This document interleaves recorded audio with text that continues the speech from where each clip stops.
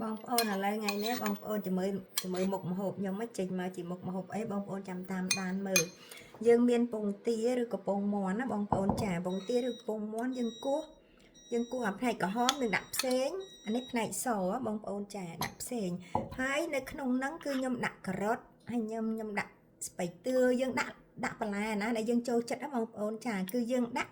សងខាងដូចគ្នានេះផ្នែកក្រហមអានេះផ្នែកសបងប្អូនចាផ្នែកសហើយខ្ញុំដាក់ស៊ុបខ្នុរបន្តិចទៅចាខ្ញុំដាក់ស៊ុបខ្នុរឲ្យវាផ្អែមឲ្យវាមានជាតិប្រៃឡើងឡំអញ្ចឹងណាបងប្អូនចាហើយដល់ពេលរួចហើយបងប្អូនចាំមើលយើងយកទៅដាក់ស្ងោរយើងច្រកថង់បងប្អូនយើងយកទៅស្ងោរមកផ្លេតឯងបងប្អូនចាស្ងោរមកផ្លេតឆ្អិនហើយបងប្អូនចាំតាមដានមើលបន្តទៀតណាតែម្ហូបនេះចេញមកយ៉ាងម៉េចឥឡូវបងប្អូនខ្ញុំច្រកថង់ចំហុយរួចរាល់ហើយណាបងប្អូនតាផ្នែកសហ្នឹងគឺខ្ញុំបានកាត់ដាក់ចានហើយណាបងប្អូនតែខ្ញុំអត់បានបង្ហាញខ្ញុំភ្លេចថតទៅបងប្អូនចាឥឡូវខ្ញុំអានេះផ្នែកក្រហមបងប្អូនចាឥឡូវខ្ញុំកាត់ដាក់ហើយរួចរាល់ហើយបង